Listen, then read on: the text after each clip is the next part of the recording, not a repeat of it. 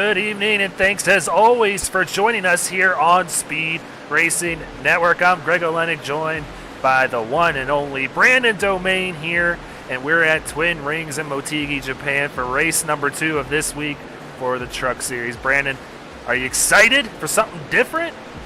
Oh, very excited. As always, it's Wednesday, my dude, so of course I'm excited. It's Truck Series night as we get ready to go racing at Motegi. And I know last night the Cup Series had a pretty solid job of it. We didn't see any major issues, a few single-car incidents, but aside from that, very clean race, very good race that was decided late with that green-white checker finish. We'll see if we can kind of recreate that excitement here tonight. Yeah, it was a dominating performance by Ed Shearer out of Tank Racing, and he got his first win of the season. Will we see maybe another repeat performance tonight from JW Racing's Ryan Johnson or Lane Doyle, or will we get a new winner here in the Truck Series tonight? There's only one way to find out, and that is to stay tuned to this show. But before we get out to the racetrack, Brandon, let's go ahead and check out the Gearing Up segment this week, where I sat down with Dakota winner Sean Jensen.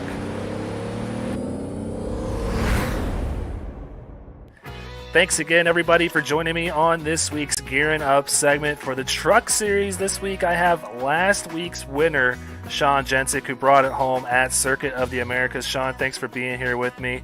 First question, man, how does it feel to get that first win of the season out of the way at such a tough track such as COTA?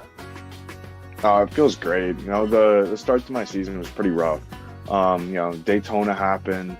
I had to miss Phoenix on spring break, and then, I got driven through at Atlanta. So it was some tough finishes there, and I definitely did a top 5 at least, and no better way to get that than with the win at probably the hardest track on the schedule. Oh, yeah, it's going to be a tough one, and we do have a few tough ones just ahead here in the next couple of weeks, but, you really set off hard with the season last year, picking up 3 wins in your rookie campaign and making it to the Final 5 in that series, battled for the championship last year. And like you said, you got off to that slow start a little bit this season, been a little preoccupied with a few other things here on iRacing as well.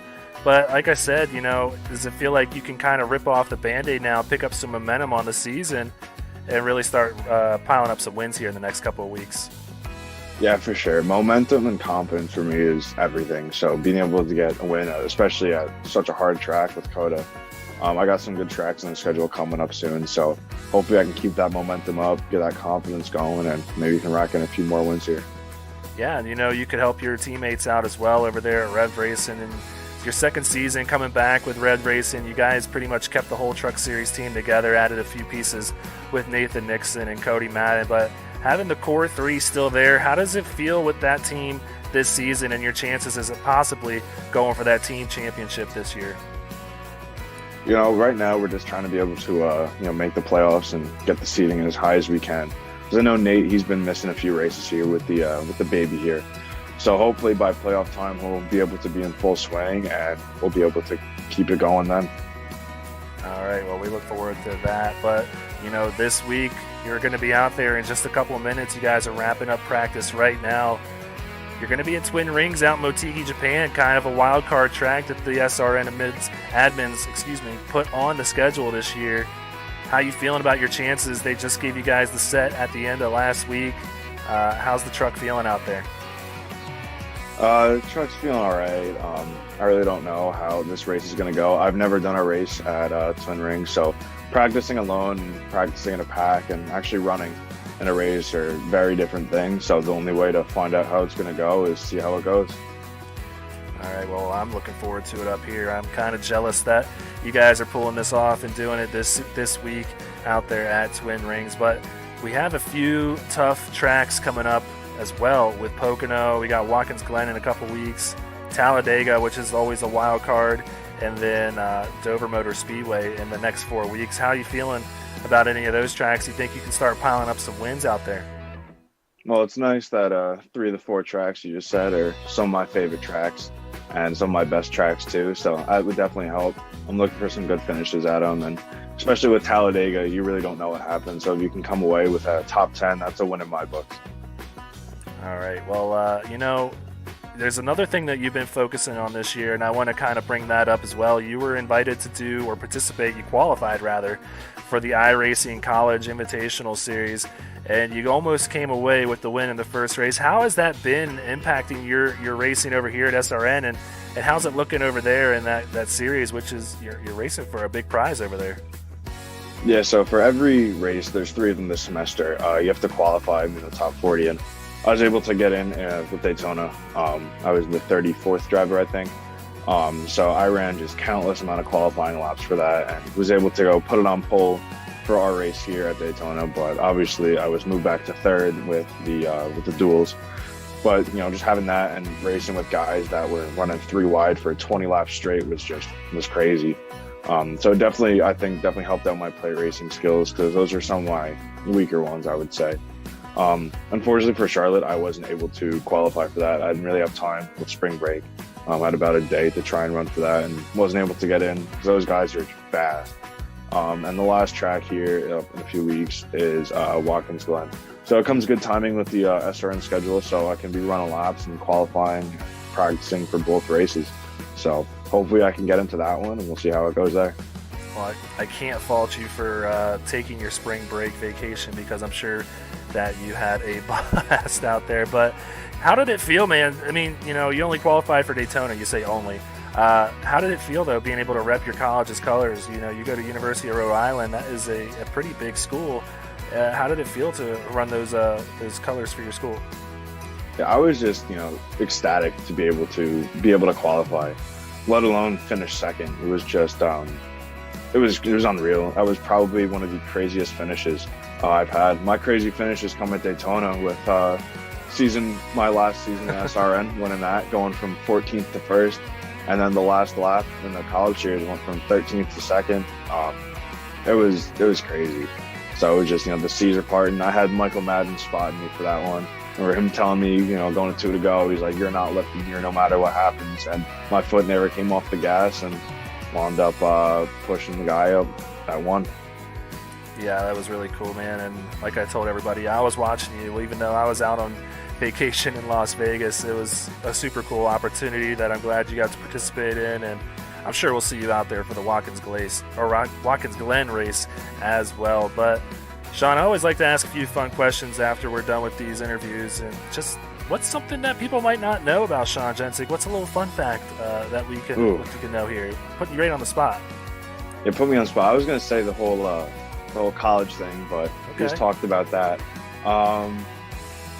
A fun fact is I'm studying at school, mechanical engineering major, and I want to work with cars, and being able to work in some type of motorsport. Obviously NASCAR would be high up there. Would be one of my dreams for sure. Awesome. Well, hey, maybe you'll move down to the Charlotte area here soon with me, and you can show me some of these skills you got on the iRacing sim, because, man, you're piling up 4 wins here in SRN early on, just your 2nd season so far. So congratulations on all your success here, and maybe we'll see you up here again after this Twin Rings race. Who knows? I wouldn't mind that. All right, man. Good luck, and we'll see you later. Yes, thank you. Thank you for having me. All right, thanks to Sean Jensen for stopping by the old SRN booth and speaking to me for the Gearing Up segment. So let's go ahead now and take an opportunity to take a look at these points after Circuit of the Americas. So this is how it stands going into Week 5 here at Twin Rings, and no change at the top there. Ryan Johnson just running away with this thing with those 2 wins. Yeah, he absolutely is. His teammate Lane Doyle right behind him, just 10 points back. But the big thing, I think, 2 things really catch my eye. One, keep an eye on that right side of that column. It's saying that plus 89. That's to the cut line. And really at this point, I think if you're Ryan Johnson, if you're Lane Doyle, you really need something catastrophic to really happen for multiple weeks to really put them in danger with that kind of gap that they've built up. Still early, of course. I'm not saying lock them in by any means, but they're very comfortable. The other thing that catches my eye is Sean Jensen. We just talked to him. You see him there sitting in that tie for 11th place. He was nowhere near that position last week coming into Dakota. That win just took him all the way up from the mid-20s up into those playoff positions. That's all the momentum he may have needed. Yeah, and he's missed a week already on the season, so to be sitting 11th, scored with these guys that have an extra race on hand, I'm sure he is pretty thrilled to be in the position that he's in. But yeah, four-way tie between him, Nick Halda, Josh Fox, and Trevor Williams at +8. So yeah, Zach Bergeson is going to be the first driver outside the cut below that red line, just 2 points behind Blair Holloman. And then, hey, we got a pretty tight battle back here for this thing. Sean Kocher just 3 points back. His teammate Cody Madden 11 back. And then a lot of big names still trying to make up some ground on these leaders.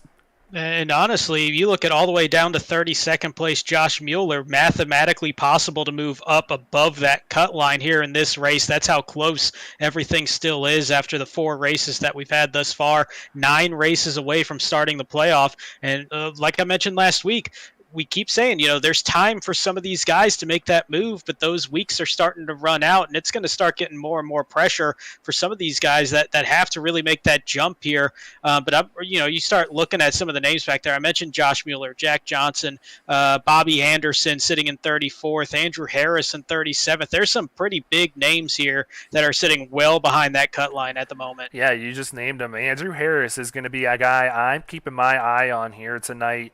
Like you said, he's got a long way to go, sitting 64 points back of the cut line. And just remember, too, this is before drop weeks are taken into consideration. So that number could very well change, but he's still going to need to make some progress on these leaders. And Brandon, we saw in practice, Andrew Harris is looking pretty fast here tonight.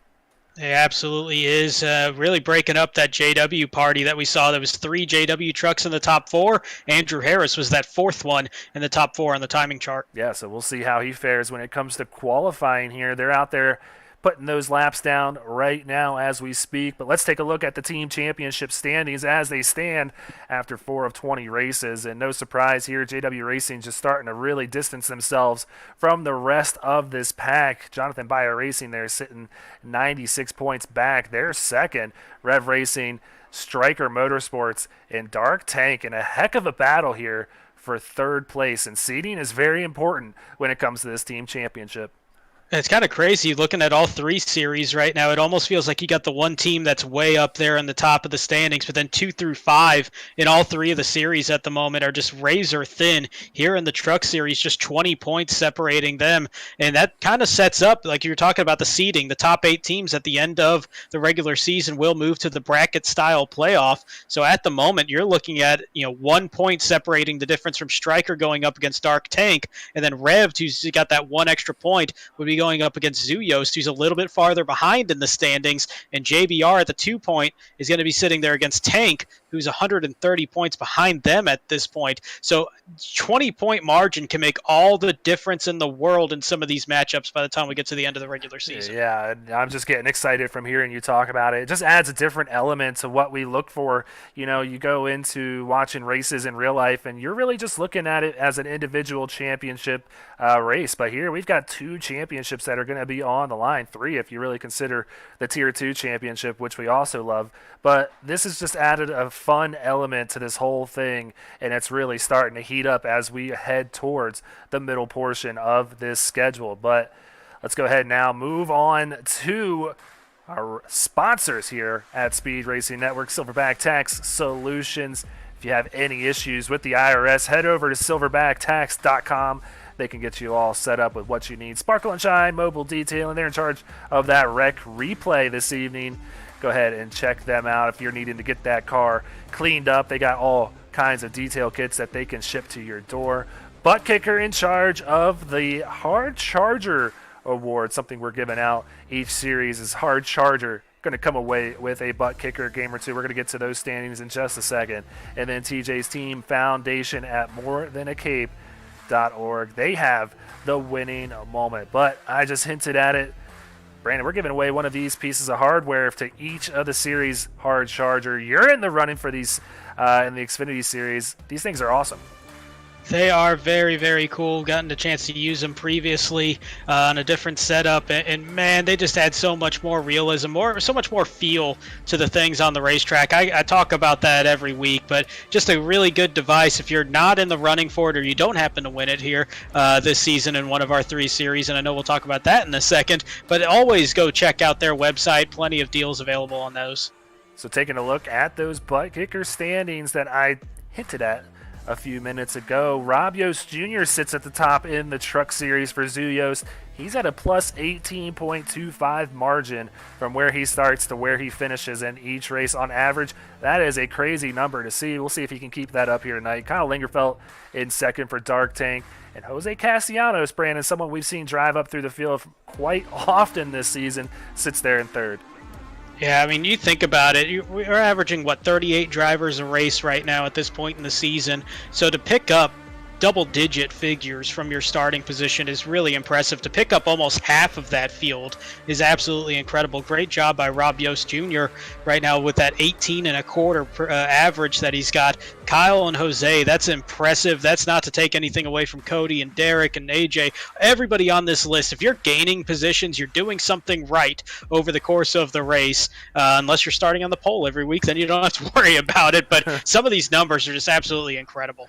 Yeah, that's exactly why we don't find Ryan Johnson on this list, who seems to be at the front every week, is because he's starting there as well. But yeah, these guys are the ones that are in the top 10 for contention of winning that Butt Kicker Gamer 2. So go ahead and check out Butt Kicker and learn more about them if you don't know much already. So taking a look now at something fun that we've started here on Speed Racing Network. Sean Griffith came up with these power rankings sponsored by Silverback Tax Solutions. No surprise at the top there, Brandon. Ryan Johnson, number 1 on the list.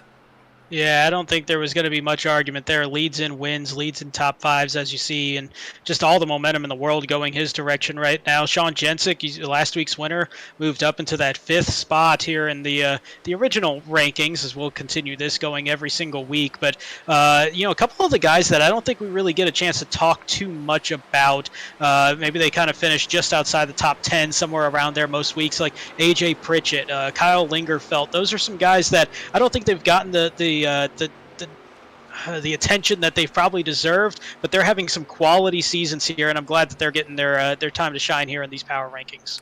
Yeah, they definitely deserve those spots. I mean, Lingerfelt didn't have the week he wanted last week at COTA, so I'm sure he slid a little bit in the eyes of Sean Griffith. And then AJ Pritchett wasn't here during COTA last week. Derek Da Silva was in the seat of that number 14 Ford F-150. But yeah, a lot of the same that we're used to seeing. I mean, obviously we have 2 rookies sitting there at 1-2, but then you find last season's champion there in third, one of the final 5, actually 2 of the final 5 drivers just after him who were battling for that championship in Landon Cardulo and Sean Jensen. And then a star that we've kind of seen take off here in the Truck Series this season, Jose Castellanos, is very deserving of that number 6 spot. So I'm really glad to see him sitting here in this top 10 of power rankings. But these bubble drivers definitely within reach of maybe taking some of these spots. Oh, without question. I mean, the most notable one that you see there is Michael Madden sitting there 5th in that list of the bubble drivers. That doesn't necessarily mean that he's 15th on the power rankings, just in that group of 5. The other one that really stands out to me, though, is Trevor Williams. We've seen a lot of good speed out of him, as we have with most of the trucks there on the JW team. But he's kind of quietly been sitting there in those positions to maybe capitalize and take one of these wins here coming up at these tracks pretty soon. We're seeing some very good speed out of him right now in qualifying. Looks like he's provisionally top 5 at the moment. So there's some speed there from some of these guys in the bubble, and it would not surprise me after this week to see them move into the top 10. Yeah, and I mean, I look forward to seeing maybe some other drivers move inside that top 10 as well, with Blair Holloman being out there, Andrew Harris being out there as well, and Sean Kosher, who's had a great season to this point. So let's go ahead now and see exactly what these guys are racing for. We've had fun talking about the Butt Kicker Gamer 2s that they're running for in the Pride and the Power rankings, but this is what it comes down to, that cold hard cash that these guys are going to be battling for here. So same thing as it is every week. First place going to come away with $30, second going to get 20, third through fifth going to get that $10 entry fee that they put up here back in their pocket. But Brandon, it's all about that season payout, $500 going to that season champion. It's go time a quarter of the way through the season now. It absolutely is. That $500 payout for the champion starting to stare a good amount of drivers right in the face, and we're starting to kind of sort out who might be the contenders for that, but also the rest of that championship 5 getting 300, 180, 120, and 80, and then the top 3 drivers when we get to Homestead for the season finale that are in that group of 5 that just missed the championship 5 in the playoff. They'll be racing for 60, 40, and 20 respectively. Yeah, so as you can see, a lot of money to be handed out here on Speed Racing Network, which makes the competition so much better. They're going for a lot of money here, so we'll keep an eye on those standings as we go through the season. But Brandon, I believe qualifying is just about, if not all, wrapped up here. So let's go ahead and get out there to Motegi, Japan. This beautiful facility gonna be the home of SRN for the next 2 nights. Awesome race last night. I can't wait for it tonight, Brandon. Oh, absolutely. Just getting to mess around on the track a little bit with some practice on the Xfinity side. Also feeling out the trucks. Just a really fun racetrack. It got glowing reviews last night from the Cup Series drivers as well. Yeah, the drivers, the admins, everybody in the chat loved it. So let's go ahead and do it again here tonight. Lane Doyle edging out his teammate Ryan Johnson by 2/1000ths of a second to claim his pole here tonight. So that is your front row. Jacob Zala there in third with Michael Madden to his outside. And it's going to be Jonathan Byer in the 5th position. Just behind him will be Trevor Williams sitting in position number 6. In row 4, it'll be Brad Herman, the defending champion, on the inside. And on the outside, Ben Park for Dark Tank Racing. 9th position will be Kyle Lingerfelt, also out of Dark Tank. And Sean Jensen will round out the top 10. Yeah, so that is a look at your top 10 starting order tonight. So let's go ahead and head down to pit road. And Brandon, who do you got for your pick here tonight? Well, this is the first time we've ever had the trucks at Motegi. Not a whole lot to go off of with a track this interesting, this unique, but Phoenix kind of comparable. And I kind of thought the 2 best drivers there were sitting on the front row, and the one that won it in the end was Ryan Johnson.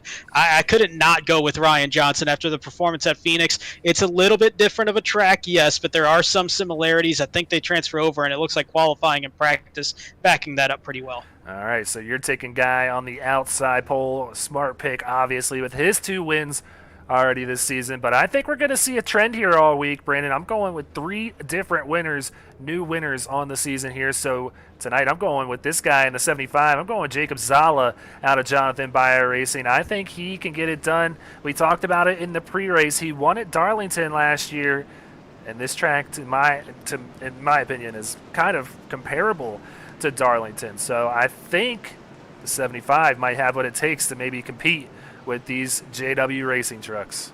Not a bad call at all. And I know you talk about the comparisons with this track in Darlington. Obviously, a lot flatter. The shape is similar, but I think the big thing, and it's going to be a theme tonight, is it's going to be about patience. Darlington, very much the same way. This track does it in a very different way of baiting people into where it almost out of turn 2, it kind of dares you to be aggressive out of that turn and get on the gas too soon. So patience is going to be the story in this race for whoever's going to win it, and if you can win at Darlington, you've got the patience to do it here. Absolutely. So I'm excited, man, to kick this off with you. I got to spend last night with Pete. I get to spend tonight with Brandon Domain, and it's going to be a great one. So buckle in back at home. Sit tight. We got 85 laps at Twin Rings at Motegi, Japan. The Silverback Tax Solutions green flag is out here for race number 2 of this week. Oh, one hard into the outside wall. I was going to let the trucks do the talking here for a little bit. We're under caution immediately. I believe that was the 99 of Mike Mosby, and there you see him. He got into the outside wall, snapped it straight into the inside wall, and that coming from the 28th starting position. Very lucky that nobody else seems to be collected in this one. Well, let's go ahead and check out our first Sparkle and Shine mobile detailing wreck replay of this evening. We'll get it all queued up for you right here and figure out exactly what happened out there. So right at the start, you can see him back here Looks like somebody in front of him just didn't go, and kind of an accordion effect there. Probably see it better from the blimp cam. So watch that number 27. I believe that's Ben Mueller. Yeah, Mueller kind of got a good jump there and then had to hit the brakes to kind of slow himself down. That checked up Sean Kosher, and when he checked up, Mosby checked up, but I believe that was the six truck of Daniel Park that was behind him and just didn't get on the brake in time and made that little bit of contact there and just sent him into the wall. Unfortunate break there for Mike Mosby. Yeah, so the six behind him getting heavy damage as well, that being Dan Park, but this move right here where I feel like he drives back right here, I feel like this is going to really mess up our scoring. Even though he's coming down pit road right now, it was scoring Mike Mosby as our leader. You can see him falling down the list now as all the trucks go on by his outside. But, yeah, it kind of threw off iRacing right there. And since they didn't complete a lap, I think it registered him as the leader. I don't know, Brandon. Something just really messed it all up right there, and that was the beauty of iRacing sometimes. Yeah, every now and then iRacing gets a little bit of a brain cramp, and that is one of those situations where the trucks haven't all crossed the start line yet, and an incident happens, and yeah, this might take an extra lap or two to maybe sort it out. Possibly we get this sorted out pretty well, and maybe we don't have those extra laps, but that's going to be pretty interesting as we see everybody, a lot of people that were still yet to cross that start line now scored ahead of the leaders on the racetrack, so going to have to clear that up a little bit. Well, yeah, that is something I'm used to, but yeah, I was really confused there, and I think it just comes down to iRacing didn't know where to score Mike Mosby, so they just put it at the top since he was in front of all the cars, and since he's pit, he's not going to be in the lead anymore. But yeah, this is something we see whenever we see an incident on a restart like that. These guys didn't even register taking a lap, so they are there in front, and surprising to see a few of them opting to come down pit road. That's going to put them a lap down, Brandon. So I want to say they got ahead, and them coming down pit road is just going to sort them out behind everybody.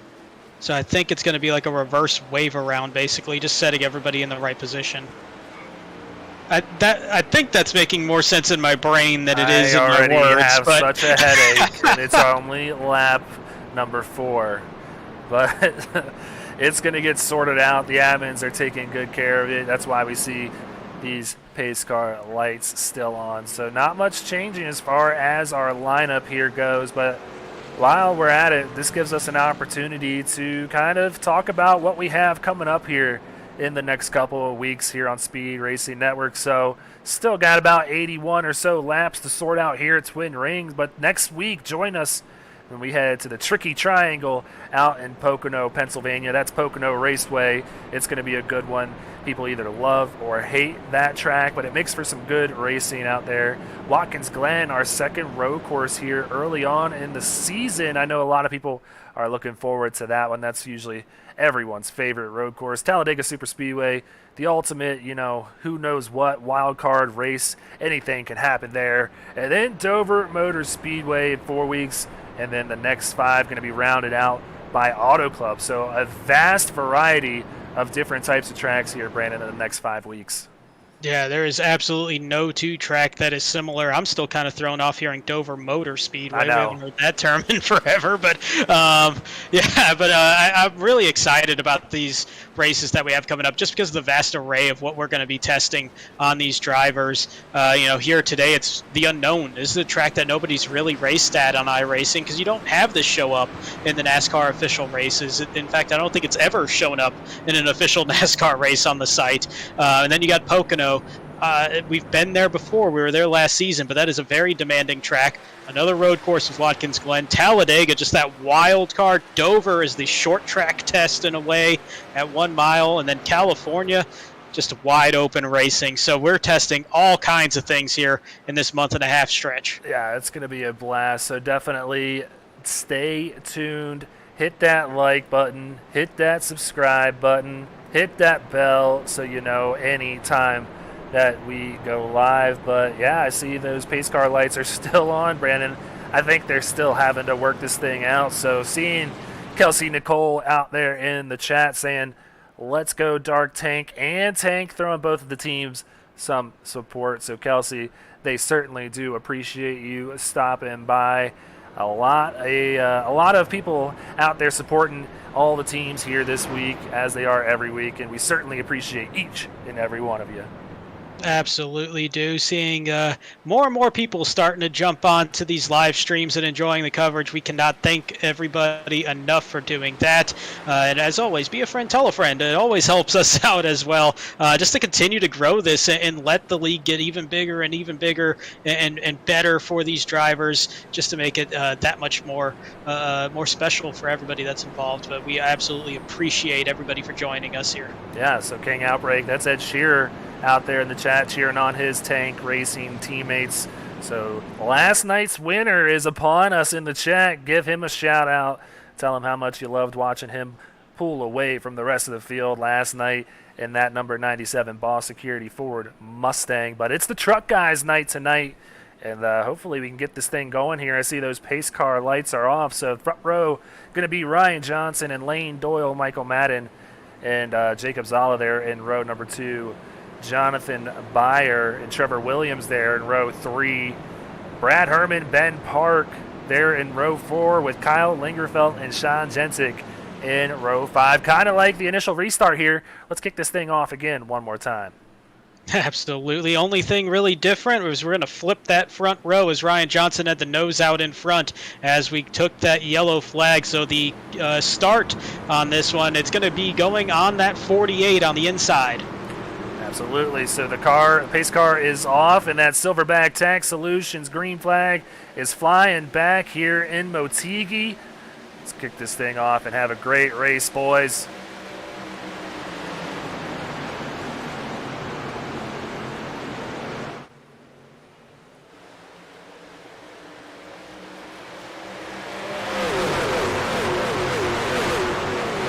That's what we like to see. Nice and smooth through coming out of that exit of turn 2. Everybody heading down that long back straightaway where they can really build up some speed. This is going to be a race, I think, that's going to come down to how well you can exit these turns, and you can build up all that momentum and really try to make those passing zones there going into the turns. 1 and 2, there's a little bit more freedom, but as wide as this track is, when they get towards 3 and 4, they're going to be fighting for that inside line a lot harder than they are in 1 and 2. I'm not going to go as far as to say a single groove racetrack, but it's definitely a primary groove racetrack with that inside line coming up here in 3 and 4. Yeah, so 1, 2, 3 sorting themselves out. Ryan Johnson starting to put a little bit of distance between him and his teammate Lane Doyle there in the 47. I'm very curious.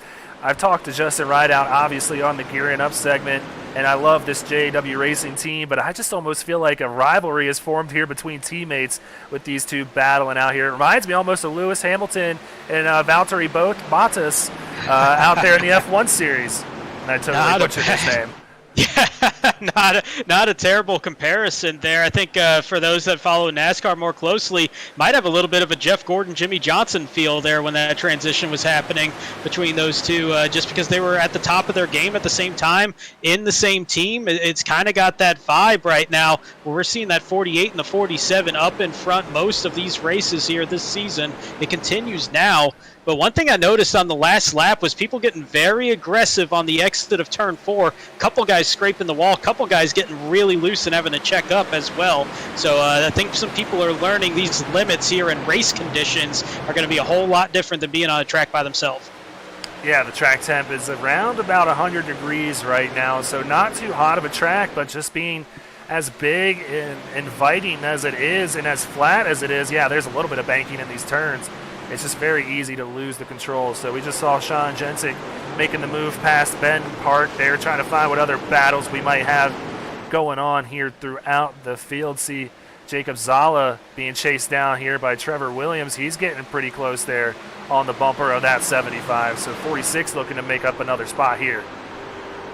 And this is, you see it right there. This is the key here in 1 and 2 is you have a lot more space. You can go side by side a lot easier in 1 and 2, and you can drive in so much deeper because of how long that turn is. That's going to be more the more open side of the racetrack. 3 and 4 is going to be a lot smoother, but a lot tighter. But what I was trying to go with in 1 and 2 is you'll see this bump on the inside line, and while everybody's going to try to get to that inside in 1 and 2, it is the primary line down low. You'll see it coming up here. There is a giant bump that's coming up here in just a little bit. There it is. And that, if you catch that at the wrong way, that is going to launch you up towards that wall.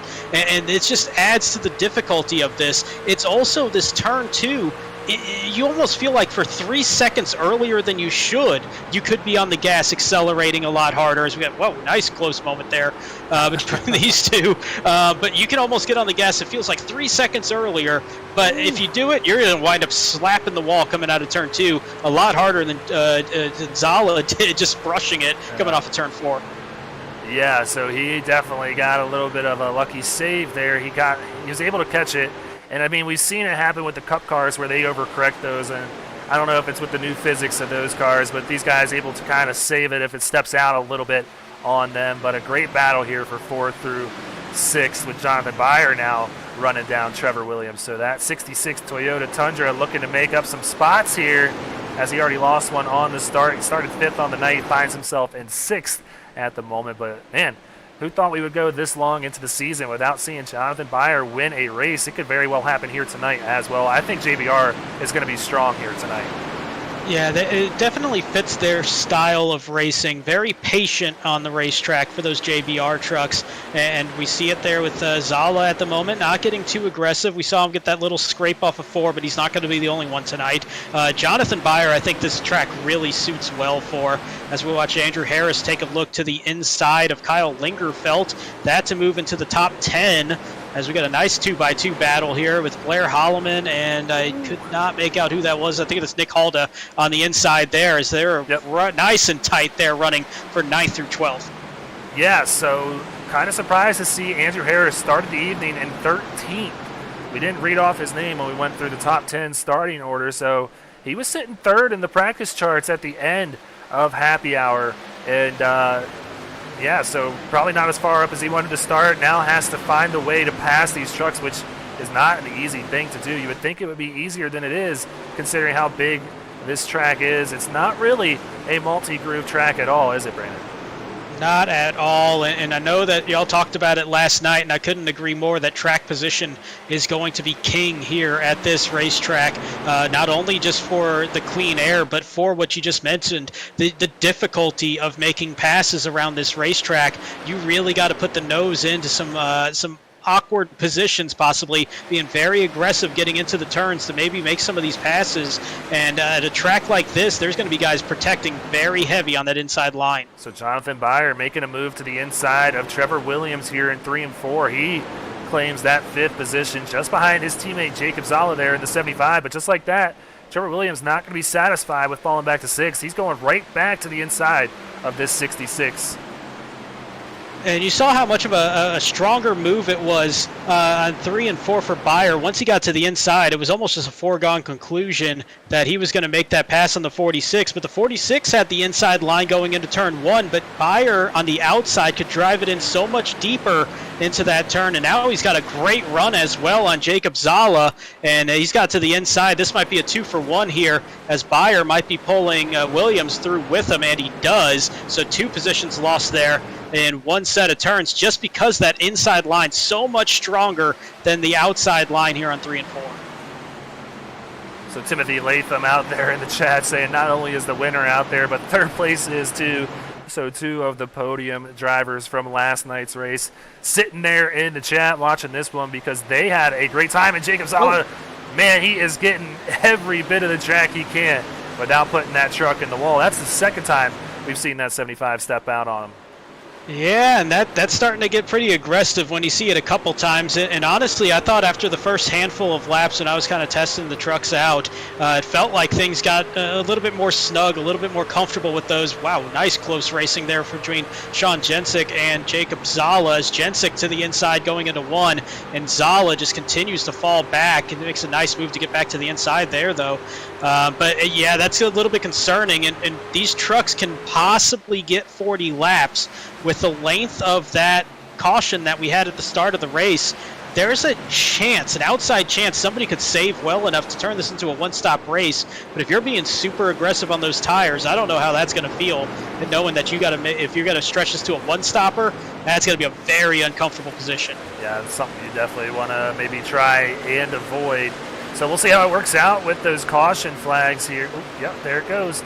The butt kicker hard charger of the race so far going to be Bobby Anderson, who we saw sitting pretty high up on the standings already with Rob Yost leading the way. So Bobby Anderson looking to maybe pick up a few more here. He's sitting at plus 11 after that pass that he just made on Bruce Amston. So Bobby Anderson looking to maybe move up a little bit in these butt kicker hard charger standings. Yeah, plus 10, nothing, plus 11 now, nothing to sneeze at one bit. Also seeing, Joseph DuPont in the one truck. He's up to the 22nd position from 32nd on the grid, so a plus 10 run for DuPont. So we got a couple of big movers here as we're only a quarter of the way through this race. Yeah, a lot of people staying kind of stagnant from where they started, but there are a few, like you said, moving up through the field. Rob Yost Jr., who is our leader in the hard charger standings, he's up plus 7. He started the night in 34th. So Cody Madden also on those standings. He's in 28, just behind Yost, also plus 7. So we'll keep an eye on that race here throughout the evening. But a good one right here for about 10th on back. Actually, really, probably about 9th on back.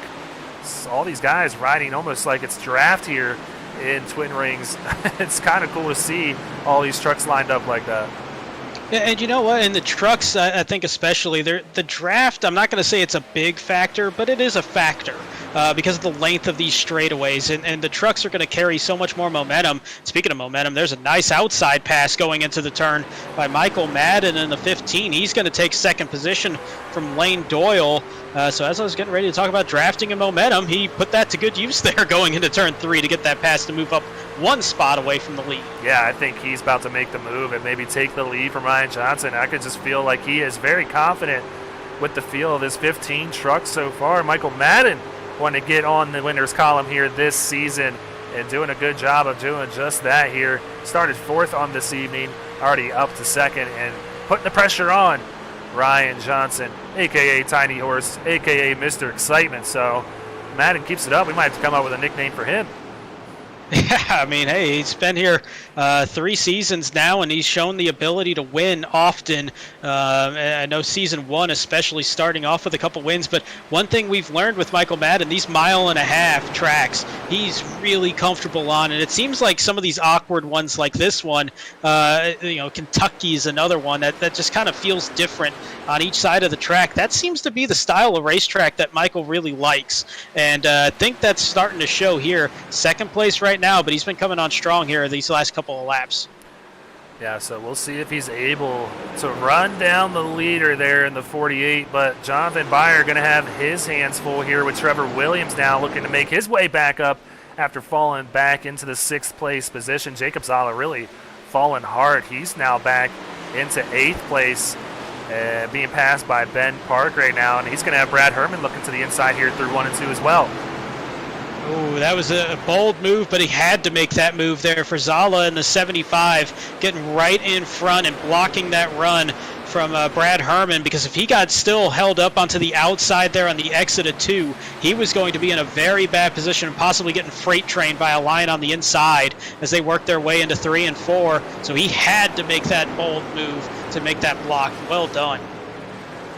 So it looks like Blair Holloman back here. I think he just made a move on Nick Halda to move up to 12th place. So Blair now up in 12th. That puts Halda in 13th. But, man, we just talked about him not too long ago. Bobby Anderson sitting right here with 3 trucks right in his grasp. Bobby looks pretty fast out there today.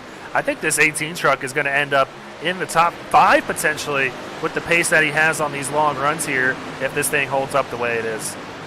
Yeah, and that's kind of his style. I think every now and then we get caught up and, he has some bad moments where just gets caught up in something that happens around him. We saw that at Phoenix especially, just unlucky in that race. But when he can keep the truck clean and really stay out, and that's kind of life in the mid-pack, I can tell you that myself firsthand. Every now and then things happen and you're just right in the middle of it. But if he can avoid those things, and he gets a nice long run, that really fits Bobby Anderson, where he starts picking up position after position late in the run, and I think this is a kind of that racetrack that he can capitalize on that. Yeah, so like we said earlier, we will keep an eye on his progress through the field, and I feel like he does better when we're not watching, so maybe we'll head back up to the front and show you guys nothing changing except that Ryan Johnson now putting some distance between him and the 15 of Michael Madden. So Lane Doyle really falling off the pace too. He was up here running with these guys. Now finds himself almost 3 seconds back of our leader. And these gaps growing. Looks like these two might be the contenders to win this race this evening. So Brandon, your pick, Ryan Johnson, looking pretty good so far. Yeah, he is, and you mentioned Lane Doyle kind of dropping back. I don't know if it's so much that Lane is dropping back as much as Johnson and Madden are almost accelerating the pace compared to the rest of the field right now, because I'm looking at the rest of the timing through that pylon, and everybody's really fallen off a couple of seconds since we checked in about 4 or 5 laps ago. So these two have really figured something out on this racetrack as these runs get pretty long. We're in about 10 laps or so left before we're going to have to start seeing pit stops here pretty soon. So this last quarter of the run, something really waking up for these two trucks, and that's going to be a warning sign for everybody else in the field. Oh, it sure will be. And I think that warning is well received. But Riggs Racing out there in the chat, Cody Riggs himself watching his Rev Racing teammates, says he's hoping to return to SRN in the future. Best of luck, gents. As a teammate of mine over at Rev Racing, we hope that you do come back sometime soon, Cody. But you're looking like you're doing pretty well out there for yourself. I see your updates on Facebook. But let's go ahead. I think we got a battle back here between Jonathan Byer and Brad Herman. They're side by side. Brad Herman making that move to move up to 6th. So put Jonathan Byer in 7th. And right now under attack from the 8 of Ben Park. Park looking pretty fast tonight. So good to see one of our newcomers here on SRN making good progress here early in the season. Looking good for his tank racing teammates so far. Yeah, he's putting together a very strong run there now in the 7th position, and just a nice quiet run, but he's picking up these spots one by one and just really working his way through the field. He started in the 8th position. He's only +1, kind of dropped back a couple of spots there, but he's just been very opportunistic and biding his time, and that's really the smart way to go around a track like this. Ooh. Oh, is that Jose? No, that was Andrew Harris, who got really out of shape. So maybe we're going to start seeing that trend as these tires start to wear on these trucks and that gas tank gets a little bit lighter in the back end. These things looking like they starting to want to step out a little bit on these boys. Yeah, that's going to be one of the things that's going to be very interesting. We haven't come to a track that's this kind of shape, this kind of flatness, this kind of speed that they change from going into the turns to the end of the straightaways, how much difference there is. I'm really curious how once the back end of these trucks really lightens up as they get less and less fuel in it, how the trucks are going to react. That might be one of those signals that's like, uh-oh, everybody might want to keep their eyes open. And the other thing, too, is I'm kind of curious, if anybody thinks they can stretch this to lap 42 or 43, they're going to want to stay out here. I'm guessing that's the thought for most of these guys at the moment. With those 5 caution laps that we saw early, they might think they can run this thing beyond the halfway point and possibly turn this into a one-stop, because if they don't, I think there's a lost opportunity by short pitting here. You're only going to lose a lap. By the time it all cycles through, you're going to make up about 2 seconds a lap because of the fall-off that we're seeing. I'm a little surprised we didn't see anybody really take that opportunity. Yeah, you spoke of that fall off. Let's take a look. And I mean, it's only a second right now, but as you go on in this run, that's going to continue to grow. Now he breaks the 38 second mark there. So that fall off is starting to really pile up lap by lap. And yeah, you're exactly right. If, it is going to be a 2-stop race, you're missing an opportunity right now to possibly short pit. And we haven't seen one person come down pit road just yet. So maybe they do think that they can make it on a one-stop strategy, and maybe we just aren't sure what we're talking about up here, Brandon.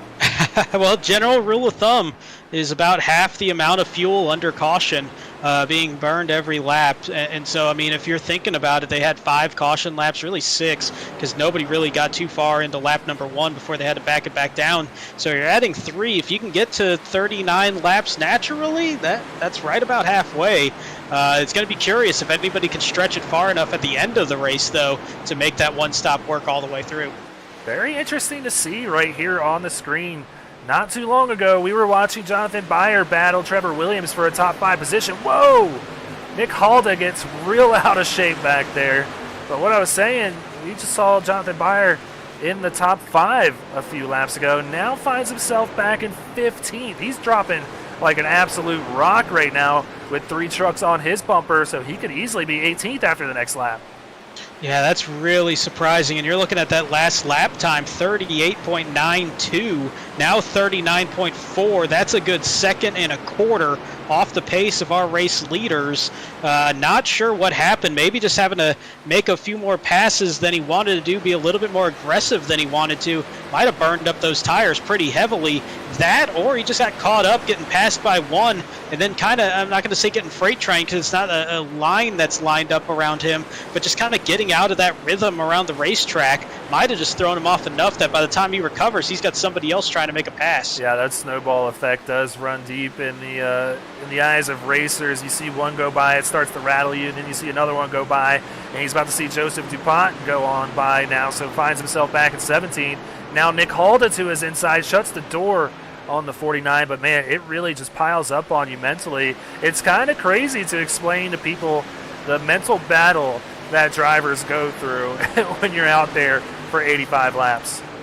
And especially on a track like this, the straightaways are so long, and it's all about momentum on those straightaways. And man, I think he's just really struggling big time with the handling here, because we saw him try to kind of arc it down with a deep apex into 1 and 2, and by the time he actually got there, he had a truck sticking the nose to the inside already. Like, he's just not able to pinch that thing down to the inside, and at a track like this, that is trouble. And speaking of trouble, got a little bit here for Trevor Williams. It's Brad Herman getting real tight to that tailgate, and he's going to make that pass going into turn 3. Yeah, so Brad Herman makes that easy, makes easy work of that 46. Herman now up in 4th in that B-Water Chevrolet Silverado. And very curious to know what happened. I want to take a look at Brad Herman's front end, and not sure where he got the damage, but a little bit of damage on the front end of this thing. Or is that the paint messing with me? I think so. I've seen that on a couple trucks, actually. I think that's just paint changes. With the way that everything changed with the update on the trucks to the new model, I think if you didn't wind up getting that touched up just right, I think there's a little crease there. So yeah, I don't think it's damage. That's wonky. Threw me off there for a second. I was just trying to rack my brain of where he possibly caught that damage, and now it all makes sense because he didn't. So good to see Herman moving up through the field. He's going to set his sights on Lane Doyle, who is just ahead of him right there, about 5 or 6 truck lengths ahead of him and running him down. So Herman could very well be in the top 3 here in the next couple of laps, but man, he's going to have his work cut out to run down the leaders who are sitting well over 6.5 seconds ahead of him. And pulling away in a hurry, especially Ryan Johnson, who, since we last checked in, he's gained another 1.5 seconds on Michael Madden and another 2 seconds on third place on back. So that 48 on an absolute rail right now. Yeah, so a good battle back here. It looks like Zala kind of settled in his drop through the field, now making his way back up. He's there in 6th, but Blair Hallman trying to get by last week's winner, Sean Jensen, out there at Coda. He's looking to make his way by the 29 and pick up another point possibly here. But, Brandon, we got to be staring down the possibility. And just as I was going to say that, we got drivers on pit road here. Yeah, just heard a couple coming on radio as well saying they were coming this time. And this is going to be just short of halfway. So we might be staring a very interesting fuel mileage strategy here to determine this one if it stays green the rest of the way. So Ryan Johnson, our race leader, is down pit road. That's going to give the lead on over to Brad Herman there, so he picks up his bonus point, which is going to be all important once we kick off the playoffs. So a smart play by Brad Herman. Not sure when he got by Lane Doyle, but man, he got by him quickly and is now putting distance between him and the 47. Have to imagine that the 85 is going to come down here and waste no time, and that's exactly what he's going to do. And you know what? This is actually a pretty difficult pit road, and it's not so much the speed. You can get slowed up pretty well. It's not a huge transition speed-wise, but it's just how narrow the entry is. If you miss it by a little bit, you're either just going to blow the entry altogether or possibly catch that separation wall there to the right side of this 85 truck, as we see him making his way at 50 miles an hour down pit road. Nice and gentle into the box, and he'll come in for his service as Blair Holloman has picked up the lead, and he's on radio saying he's coming this time as well, as he gets a little cooperation there from Trevor Williams, who's going to move to the outside. Let him have that inside line to get to pit road, but he picked up that bonus point as well. Yep, so the 06 coming down pit road this time along with Josh Box and Nick Halda. So only a few more drivers left out there. Mike Mosby and Daniel Park still out there. They pitted on lap 2 after that initial yellow at the start of this thing, been green all the way ever since. And as I say that, they are coming down pit road this time. So that should cycle the lead back over to Ryan Johnson. So he got the stop done and gets well out ahead of Michael Madden. I think Michael Madden now finds himself maybe 3-4 seconds behind. 4.5 seconds is going to be the difference. So an amazing stop here by Ryan Johnson. Yeah, that's about a net gain of about 1.5 seconds or so for Ryan Johnson over Michael Madden. And just as we talk about that, caution on the racetrack. Jason Kratky going to be the cause of this one here. So we're going to go ahead now, cue up that Sparkle and Shine Rec replay to figure out exactly what happened to bring out the second caution on the night. Well, we just saw a whole bunch of pit stops and cold tires. I'm going to imagine that might have had something to do with it, as we see the 54 go to the inside and just got loose trying to stay there on the inside, got in a little bit too deep and came up into Sean Jensen, and that's going to set Jensen up for some troubles here the rest of the way after he was having a very nice run in the top 10 all night. Yeah, so it looked like Jensen was just coming out of pit road, gave the 54 room, but I guess the 54 sending it in a little bit harder than he wanted to and just washed up right into the 29. Tough break there for Jensen, who was running right around in the top 5. So he's going to have some damage to get fixed, but hopefully, if I'm correct, I believe it was just maybe a little bit of rear end damage, so maybe not too detrimental to that cause here tonight for the 29. Yeah, I mean, I'm a little bit nervous for Sean on that one, just because the damage there on that spoiler, you know, any damage here is going to mess with the handling, and this is such a sensitive racetrack where the handling is just going to be absolutely critical. So that looks like it's going to be enough that it might be a troublesome night here the rest of the way for the 29. That's just a very difficult position, but I think for, you know, if you're Ryan Johnson, Brad Herman, as we see Sean Jensen coming down pit road, you know, if you're one of these race leaders, you're sitting there thinking, thank goodness we just got to the end of that green flag pit stop cycle by about 5 seconds by the time that caution came out. Yeah, no kidding. That could have been that could have ended up very different for those leaders that just came in. That's the risk you take when you head down pit road, but lucky for them, like you said, it cycled back out in their favor. But look who's in the chat, Brandon. It's the one and only Sean Griffith out there saying green flag pit stops. He's loving this track. I talked to him yesterday after the race. We were all raving about it, just like everybody else. But get yourself to work, Sean. You said you couldn't make it tonight, but yet you're out here watching this one, and it's a good one to watch. So I'm going to give you a little bit of a hard time. But, Brandon, this is going to give us the opportunity to maybe step aside for a little bit and maybe pay some bills here at SRN. We'll be right back after these words. Don't go anywhere. Want to be a part of an established league on iRacing? A league that's competitive, fun, and above all fair? Look no further than Speed Racing Network. Originally known as Mid-South Madness, SRN has evolved into a league that can bring the best out in any given driver. Drivers work their way up through the ranks to hopefully one day call themselves a champion of Speed Racing Network. If you're interested in joining, don't hesitate to reach out to league admins to claim your spot today, and maybe you'll end up in the history books. If you're interested in becoming a sponsor in Speed Racing Network, feel free to head over to www.speedracingnetwork.com and reach out to an admin today. And as always, remember to go faster. Silverback Tax Solutions specializes in dealing with IRS tax problems. If you are receiving threatening letters from the IRS, or if the IRS has placed liens or levies on your property, Silverback Tax Solutions can help you find relief. We have worked with hundreds of people to resolve their tax problems. If you're behind on filing your taxes, it's never too late to get on the right track. Silverback Tax Solutions can help with that also. Don't let another night go by where you lose sleep worrying about the IRS or your taxes. Head over to www.silverbacttax.com or call 662-996-4357 and contact an enrolled agent today. We can help you gain peace of mind and deal with those problems for you.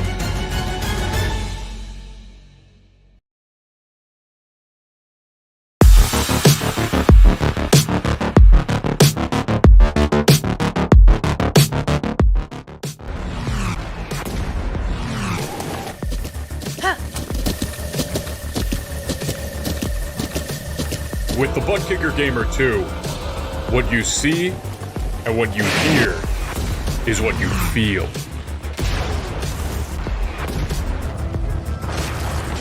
Butt Kicker. The future is feeling.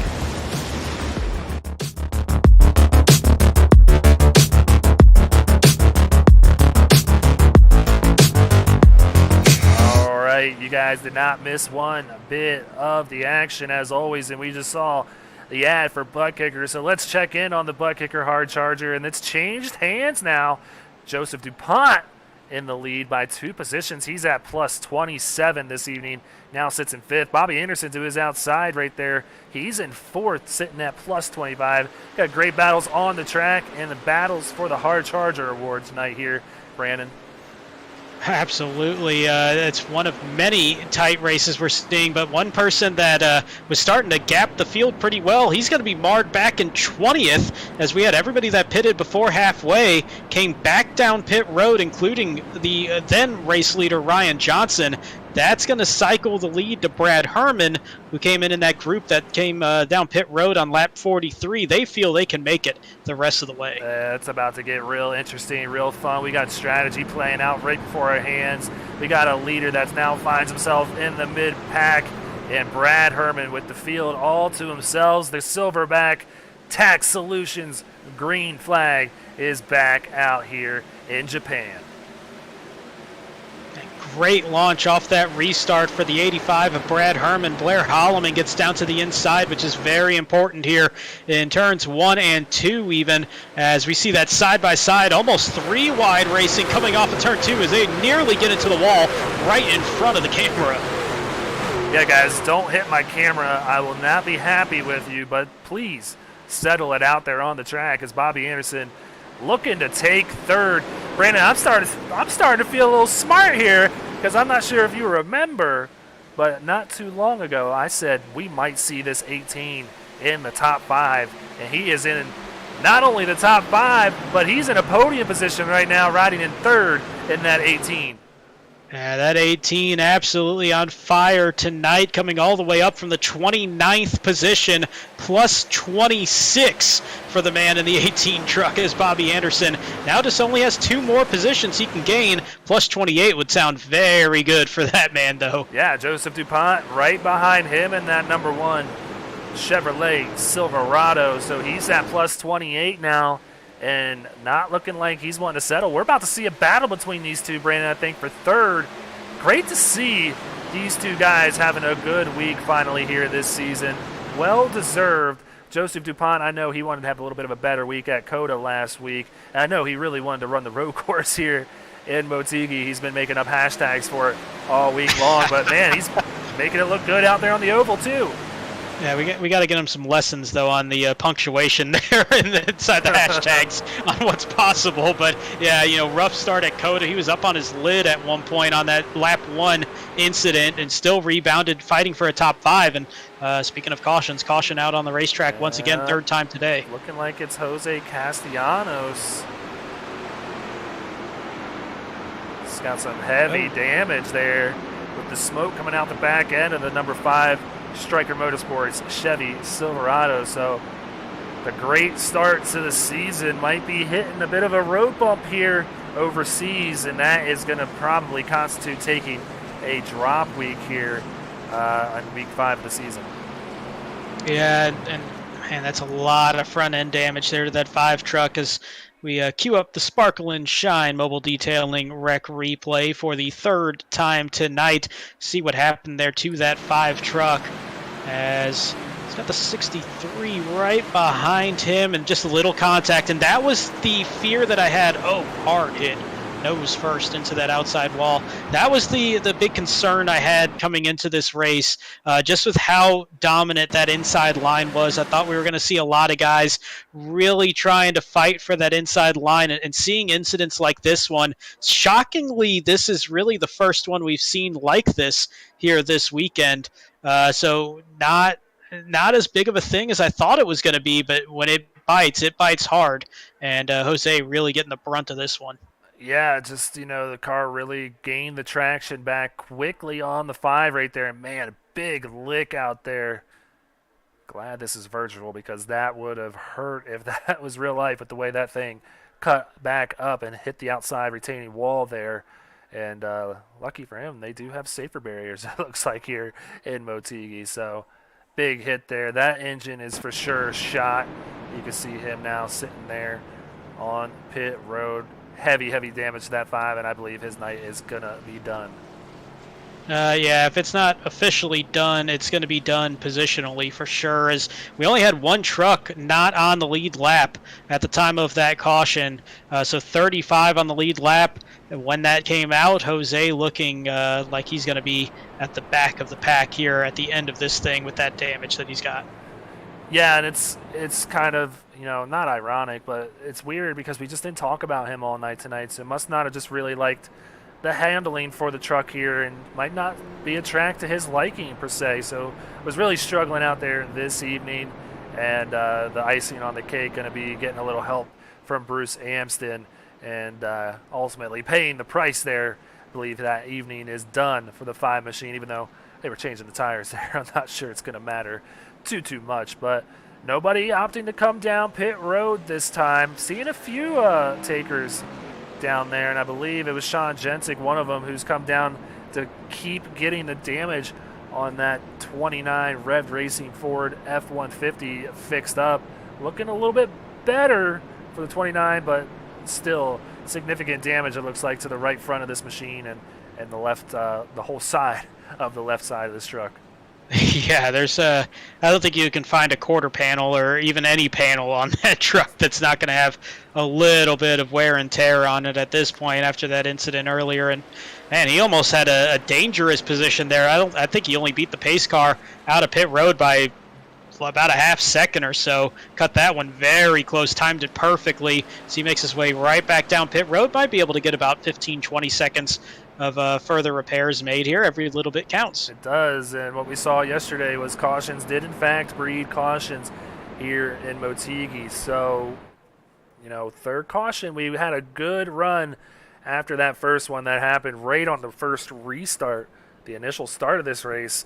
Had a good 40-lap run there where everybody was able to make green flag pit stops and 2 quick ones back to back. It kind of sets up the scenario to where maybe we might see this thing play out for the rest of this race, and that is not going to be what Ryan Johnson wants at all, even though quite fascinating. He made up 5 spots in that short amount of time that they were green after coming down pit road that last time by. So Ryan Johnson now actually up to 14, so has picked up 6 spots starting in row 7 this time.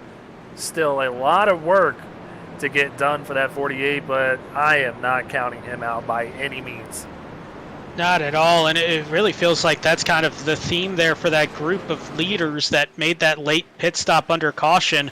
It was +6 for Ryan Johnson, +6 for Michael Madden, +6 for Lane Doyle since that initial start after that caution. So all of them picking up a half dozen of spots, working their way through the field, and it's going to be interesting if we get a longer run, how they're going to navigate through the traffic, trying to make their way back up front, and if there's going to be enough time, should it stay green the entire way, to catch back up to the lead, because passing very difficult here. You really got to do a good job setting up those passes pretty well in advance to make it happen. So after the shellacking that a few of these drivers have taken, Brandon, we're about to put this thing back under green flag conditions out in Motegi, Japan at the Twin Ring Super Speedway. That pace car about to go back down pit road, and Brad Herman is going to get this thing kicked back off in that number 85 B Water Chevy Silverado. That Silverback Tax Solutions green flag waving here.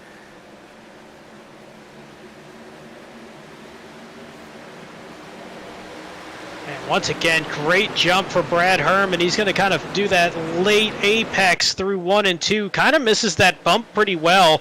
Probably came down right as it was there. But he gets a great run off of turn 2, really opening up that lead already. 6/10 ahead of Blair Holloman in second, as that 85 is checked out in a hurry.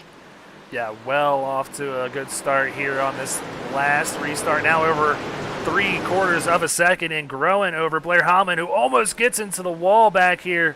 Andrew Harris now finds himself up in the third after Bobby Anderson loses a spot. He has a lot of hungry drivers behind him. Kyle Ryan filling in for Landon Cardulo in the 13. He is making his way up into the 4th place position now, getting by the 18 of Bobby Anderson. So we saw these two climbing up through the field, Bobby and Joseph DuPont, and now starting to fall back a little bit as still under attack on the inside there from Kyle Ryan. That's not what he wants, because that's going to give Austin Purnell the opening here. He's going to take a look to the inside of DuPont, gets by the 1, now sets his sights on the 18 of Bobby Anderson. And starting to see these JBR trucks work their way through the field, working together, as you see Kyle Ryan in the 13. It's Austin Purnell in the 36, Jonathan Byer in the 66 right behind him. 3 JBR trucks lining up and working together to make their way through the field. Yeah, so Jonathan Byer is loving these cautions, because that truck was dying on him in a hurry, was dropping through the field like a rock, now finds himself back in the top 10, making a move on his teammate there, Austin Purnell, so put Jonathan Byer back in 7th place and headed back towards the front of this thing. But, ooh, I'm hearing Josh Mueller. No, that's Jacob Zala, actually.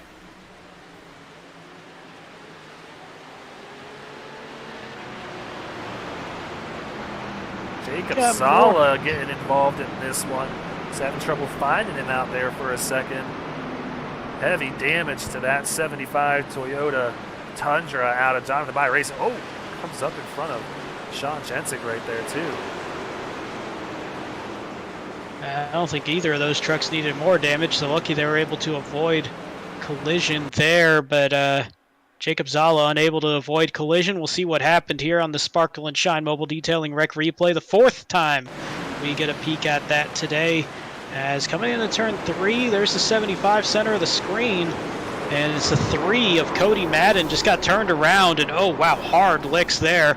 Oh, so the 45, 35, see the 63 Bruce Sampson again getting caught up in something there. That was a lot bigger of a wreck than I was anticipating. Yeah, definitely the biggest wreck we've seen here all week here in Motegi for 2 races so far. A lot of just single spins yesterday in the Cup Series, but seeing a little contact out of these guys here today, and I'm just not sure if Cody Madden checked up a little bit for, I believe, I'm not sure who that was in front of him there. So we can go back and find out exactly. I'm wondering if that was netcode that started that. He got close. The way it kind of hooked around, it almost felt like there was a little netcode. Okay, that's Josh Mueller. So they don't make contact, It just kind of loops around, so it could go either way. That could be a little netcode that could have felt that contact, or it could have been that he checked up in the middle of the turn while trying to get that thing stabilized on still rather cold tires. We weren't too far into a run. It might have just lost the handle on it, but there you see Zala, Mosby, Pritchett. Man, we got a lot of trucks in that one. I think Walt Lipicki actually, there he goes as he was getting spun around there at the end of that. I thought he was going to make it through, but a lot of trucks getting wrapped up in this one. Oh, did Walt get taken out? I was about to ride on board with him because he made that awesome save here through the initial part of this spin. You see it happening just in front of him. You see these trucks slowly washing up. And it looks slow considering we're in slow motion. Ducks below Jacob Zala, but does lose it right here. It looks like loses the handle on the 64, and not too bad though. Yeah, that's a little baby tap there for Walt. So great job, Walt, getting through that one and keeping that truck pretty clean for the most part. Yeah, a little damage to the left side there, getting that late contact with Mike Mosby as he was saving it. Thought he was going to keep that thing clean the entire way through, and that might have been the move of the race there if he was able to do that, but still a great job navigating through that wreck as we get to 25 laps to go as we are under caution, but a short sprint to the finish here. And I'm wondering if you're sitting there in that group that came in on that caution, that pitted on lap 41, and then did that short pit when that caution came out about 5 laps later. Wonder if you might be kicking yourself a little bit right now, seeing all these cautions coming out since then, as they would have very likely been safe to make it the rest of the way. Well, Sean Griffith has put the broadcaster's curse on this thing in the chat, and it looks like he put a curse there on my computer there for a second. I thought I was getting booted out of the server, and luckily it came back, so I do apologize to everybody out there. That literally never happens. But yeah, I'm putting this one all on Sean Griffith, who just couldn't keep his mouth shut and said green flag pit stops. He's loving it. And ever since then, what have we seen, Brandon? 3 cautions. 3 cautions since then. So, Sean, that's on you. And I'm starting to think maybe we were never the problem with the broadcaster curse. Yeah. We might be unfolding a deeper long-term storyline here. Yep. So we will keep you guys posted on that. But yeah, we're going to put Sean back to work next week, put him in the admin booth so he can't jinx this thing. We had a great green flag race going. Hopefully we can keep this thing green all the way to the end. But let's go ahead and check in, and I believe we have a new name. Joseph DuPont has reassumed that butt kicker hard charger from Bobby Anderson. These two not able to get away from one another right here. So might as well just have the graphic over both of them because they are both killing it here tonight. Plus 26 for DuPont, plus 24 for Bobby Anderson. Man, impressive runs, and they've kept those trucks nice and steady out on the racetrack. Saw that one little hairy moment there for DuPont, but other than that, it's been a pretty smooth sailing for both of these trucks and really making up ground in a race where passing pretty difficult. The other storyline we're following there, Ryan Johnson up to 11th, Michael Madden up to 14th, Lane Doyle 15th. So that progress slowed a little bit, but still marching their way towards the front. What do you say we maybe kick it up a notch here, Brandon, and maybe do a little bit of SRN overdrive for a few laps?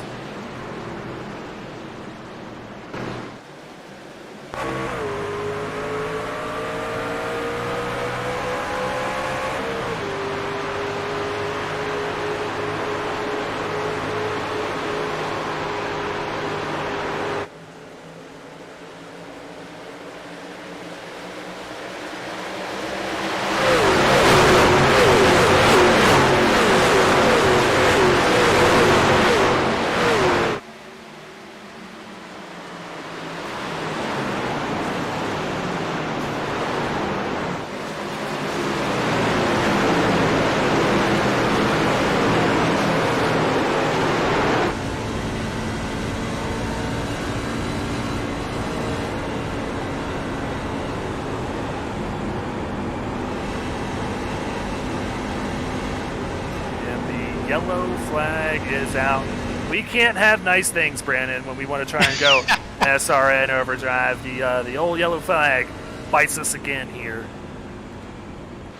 That's 2 for 2 on the weekend on those overdrives. I know. So, starting to get a little curious about that one. Yet again, Sparkle and Shine Mobile Detailing with the rec replay as getting their money's worth here in the second half of this race. As we check in, and just front straightaway contact, Walt Lipicki and Sean Jensen. And a rough night, just getting more and more rough for Jensen. As we see Lipicki just getting out of the way there on that follow-through. See what happened here, and it just looks like Lipicki thought maybe he was clear, not quite there, as the nose was just to the inside of that left rear fender there for the 64.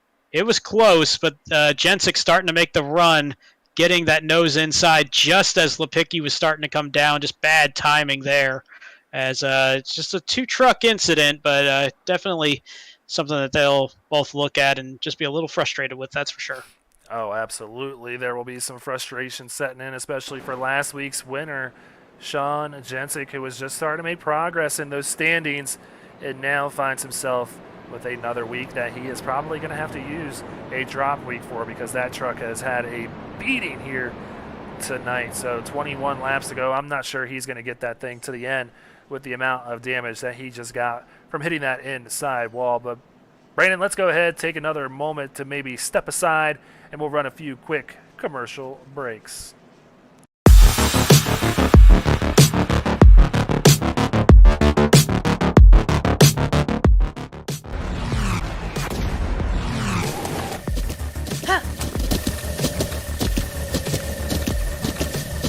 With the Butt Kicker Gamer 2, what you see and what you hear is what you feel.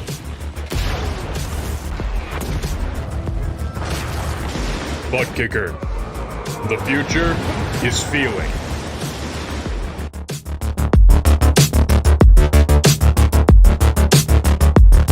Silverback Tax Solutions specializes in dealing with IRS tax problems.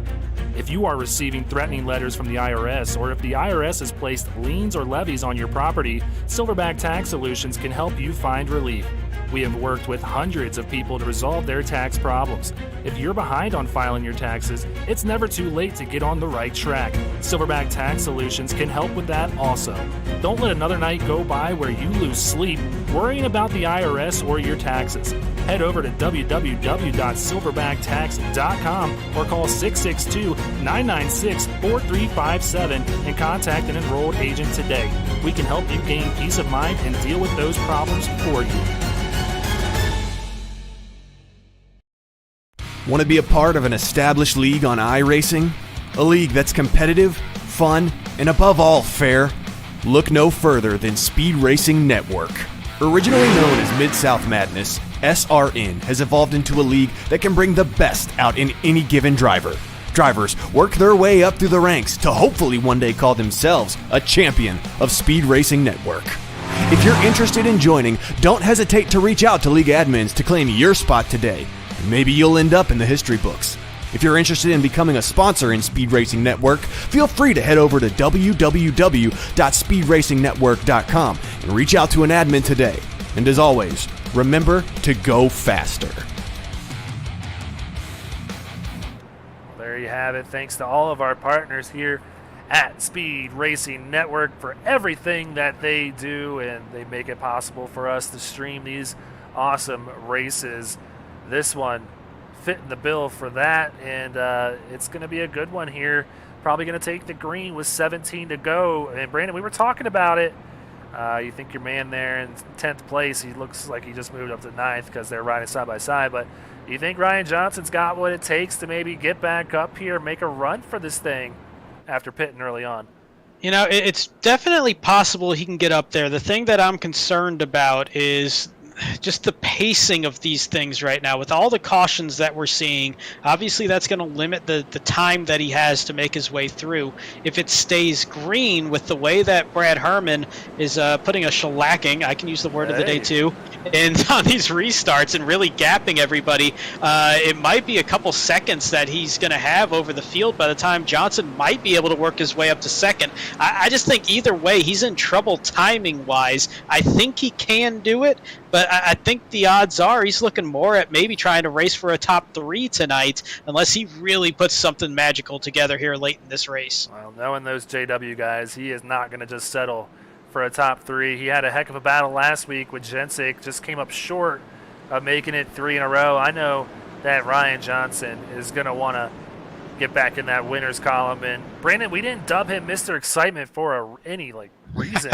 He is the man to get it done and make it an exciting fashion. So I am not by any means counting that 48 out. But you're right, he does have some tough competitors there sitting in his way. So Brad Herman might have an opportunity to maybe get away from the rest of this pack if he can get a good jump here on Blair Holloman.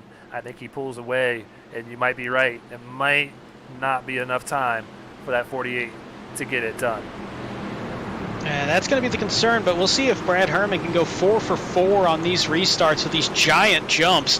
And he's kind of played with everybody a little bit, just messing with the timing on these and really kind of trying to keep Blair Holloman off his game just a little bit. And there it goes again, Brad Herman with another big jump.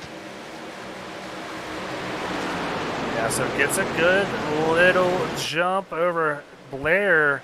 Not as much as he probably wanted to. It was a good restart there by the 06, but immediately going to fall under attack from the 87 of Andrew Harris, who is one of those guys who we said we need to keep an eye on here tonight because he has some work to do, sitting 41st, I believe it was, in the point standings. Going to need to get some points here tonight, so that 87 is not going away. And Brandon, this dude, Andrew Harris, has won races here in SRN before. Granted, he's on a bit of a winless streak, but this is going to make him even hungrier seeing just 2 trucks sitting in his way. Absolutely will. Very fast driver. Just at times, the aggressive style, the fast style sometimes can bite. Sometimes he's just had unfortunate incidents, but it's just been one of those things. The speed has always been there for the 87 as he sits there in the 3rd position. Somebody else on a move right now is the 66, Jonathan Byer, now up to the 5th position, and part of that was done after going 3 wide a lap ago through 3 and 4, something we haven't seen all day here in this race, but it was him, Anderson, and DuPont made that work. Impressive job by them as we got 2x2 racing, and one of those 2x2, Ryan Johnson, now up to the 8th position as we got caution once again on the track.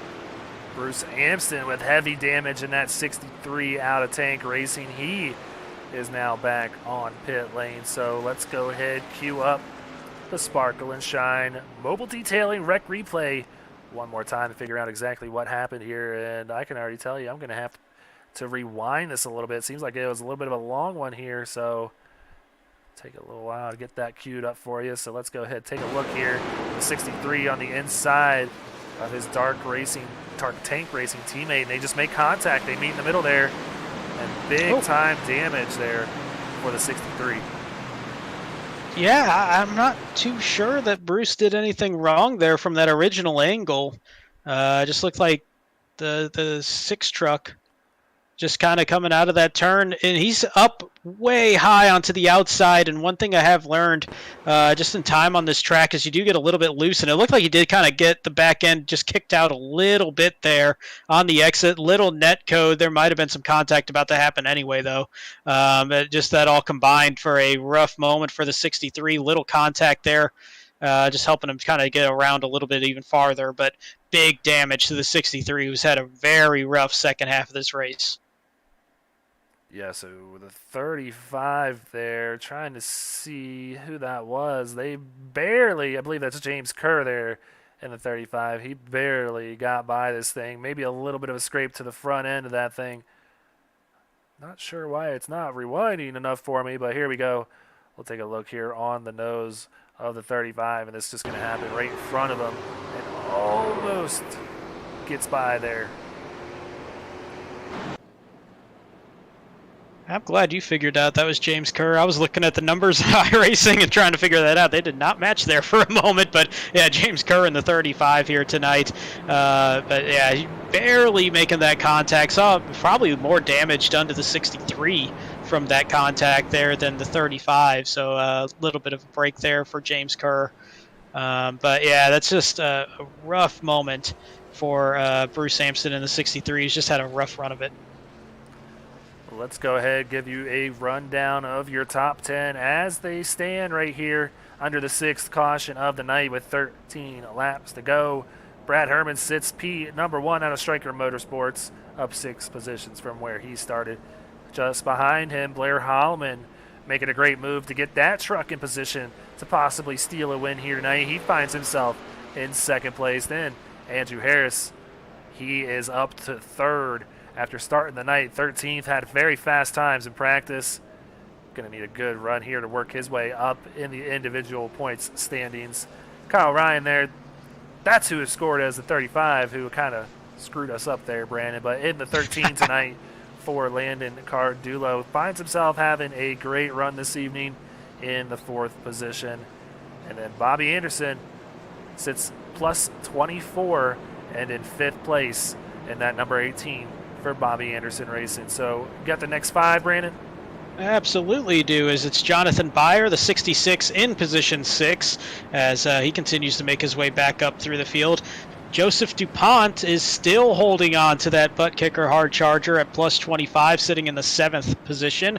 Ryan Johnson, we've been following his charge back through the field. He's made it all the way back up to 8th from 20th after that pit stop a couple of cautions ago. Austin Purnell, a solid run tonight as he's in the 9th position. Name we haven't brought up all race, but quietly sitting inside the top 10, plus 13 from the start. Raul Meza in the 37, sitting there rounding out the top 10. Yeah, great to see Raul Meza up here in the top 10. Also needs to get that paint updated because it's doing the same thing that Brad Herman's did. It kind of just screws with me. I think there's damage on the front ends of these things, and that's not the case since they updated the trucks. But yeah, Raul needing a good run. And man, your striker team doing pretty good here tonight. Going to make a good run at a good points night here in Motegi. Sure are. Sitting there, 3 drivers inside the top 10 at the moment, so a very good night there for Stryker. Top 3 drivers get scored in the team standings. They're sitting there in that very tight 20-point gap between 2nd and 5th in the team standings, so this could go a long way here this week. Yeah, it could be a big swing there in the seeding after week number 5, so we'll keep an eye on that race here. Pretty sure we're going to see those pace car lights go off. And as we were going through the top 10, Ryan Johnson sticks out to me. He's going to be starting on the outside of row number 4 now, just ever so slowly creeping his way back up to the front. 10 laps to go. Does he have time to do it, Brandon? I'm starting to think he's running out of time, honestly, just because, every time we get these cautions, it bunches up the field. He can pick off 1 or 2 a little bit quicker, possibly, than if it stayed green, but there's also, 3-4 laps lost in that process. So I think just the timing is going wrong here, and we're getting to the point that there's been enough cautions. They've saved enough fuel. I think unless we go to a triple green-white checker kind of finish, I think everybody that stayed out at midway is still going to be safe the rest of the way, so I don't think he's going to get that assistance there either.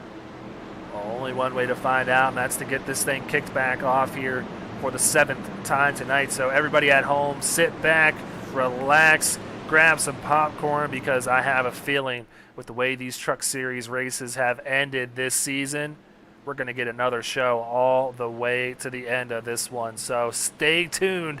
It's about to get good. The pace car lights are off. We're rounding turn number 4 here. Pace car takes a sharp left off the field, and Brad Herman gets us back underway here as the Silverback Tax Solutions green flag is back out here in Motegi. And each of these restarts, that gap that is built up by Brad Herman on those launches just getting smaller and smaller as Blair Holloman continuing to do a better and better job just keeping pace with them as we got real tight racing. Big run to the outside for Andrew Harris. I wasn't sure if he was going to be able to hang on to that thing before he got into the wall. But that's going to set up Kyle Ryan making the move to the inside, possibly pulling Jonathan Byer with them. And this is really the first time we've seen the outside line put up one big, strong fight here as Andrew Harris trying to hold on to that position. Yeah, doing a great job, because you're right. We've seen people get really fast runs off the high line there, but they often end up spinning on cold tires. So Andrew Harris doing a great job, and he is getting it done here on the outside lane right now. He might be able to clear the 13 if he gets a good enough run here. Pinches him down a little bit there off of 2, and I think the 87 might clear the 13 here. was a great job, and that bump that we talked about 50 laps ago, I think that came into play. He pinched him down right at the point that bump hits on the inside line at 1 and 2, and might have just thrown him off just enough. Speaking of, that was a tight moment there as the 13 just kind of pushed up off that white line a little bit, nearly getting into the 87, had to back it down just a touch. Yeah, so 8 laps to go, and Ryan Johnson not able to move up at all. He's to the inside of the 1 of Joseph DuPont, but, 2 laps have already ticked off here, and no spots gained. This is going to be 1 for the 48 if he can clear him, but with 7 to go, or 6 to go, excuse me, you're right. I think this man is running out of time. He sits 1.7 seconds back of our leader, Brad Herman, so going to have to make quick work of Bobby Anderson and Jonathan Byer, and I just, like you said, don't think he has time to do it. It's gonna be very magical if he can pull that off from about 1.6 seconds back at this point, and having to pass 6 trucks to get there. I think we're looking at too little, too late for the 48. Understandable why he and the rest of that group came back down pit road. They were thinking big picture after that long green flag run, but that strategy came back and backfired just enough to keep them out of the picture here late. So you still see side-by-side racing for third between Andrew Harris on the outside, Kyle Ryan on the inside. They've been going at it just like this for about 4 laps now. Yeah, everybody wants to get that podium position, have the opportunity to come talk to me and Brandon, so they're battling hard. Oh, and they make contact right there. The 87's really out of shape. He gets it back under control, but loses big-time momentum there through 1 and 2. I was just thinking, side by side for about 4 laps. These are 2 guys that are not going to give an inch on the racetrack, and that almost came to the worst case scenario for both of them. Good job collecting that one. We might have another fight on the racetrack here very shortly as Blair Holloman getting closer and closer to that tailgate of the 85 of Brad Herman. Yeah, I go back a little bit in the pack, and then I look back at the front here, and it just gets shorter and shorter, the gap between Herman and Holloman, so 2:10 separating the two with 5 laps to go. Blair is not wanting to go away. Both of these guys wanting to get that first win in the Truck Series here. Actually, I believe Brad already got a win here in the Truck Series. I can't remember. He's running so many races in the Cup Series in the trucks. But Blair Holloman looking to get that first win here in Season 3 and wanting to get it done here tonight.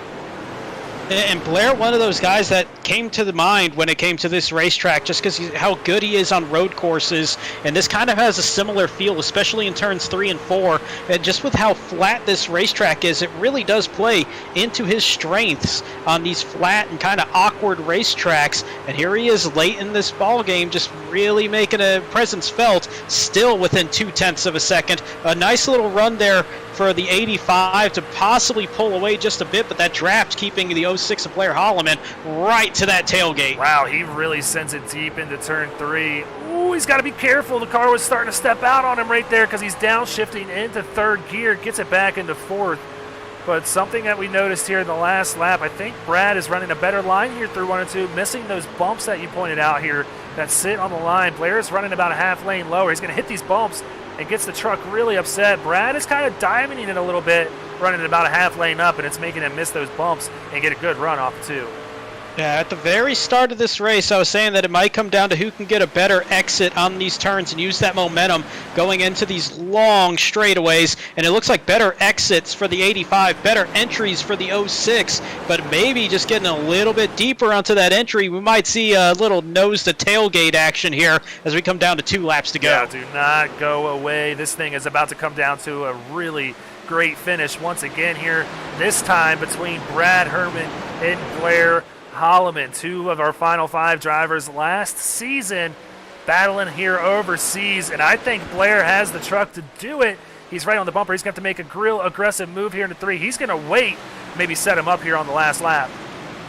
I was just going to think, how aggressive of a block could we see from the 85 as we nearly see contact, and that's going to get them both out of shape to the apron, and this might set up perfectly for Kyle Ryan and the rest of the field. Oh, wow, Brad goes down. He's going to try and dump these guys and maybe, block their runs, but he doesn't do it. Kyle Ryan goes to the front of this thing. 85 going to have to battle to the outside because we have 1 lap to go here in Motegi. Kyle Ryan gets a good run off of 2, possibly staring down his first ever win here in SRN.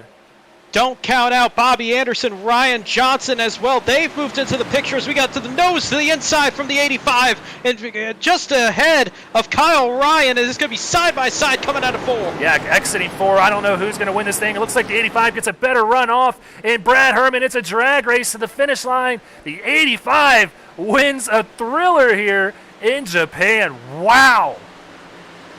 Who expected a super speedway style finish here at Motegi, but we just had it. The top 5 all within about a third of a second. Unbelievable finish, as it was a great save that set up how tight that was going to be. A little bit of contact there from the 85 and the 06 with 2 to go, and that set up a frantic final lap. Oh, man, dude. Like I said, you're going to be taking over these truck races here shortly because, my God, they really put on a heck of a show. I kind of, foreshadowed it, setting it up, and sometimes I'm blowing smoke at people, but this thing is for sure certain these guys are going to have a heck of a finish at the end of every race because this truck series just remains so competitive from top to bottom. Anything can happen any given week, and this week it's Brad Herman's.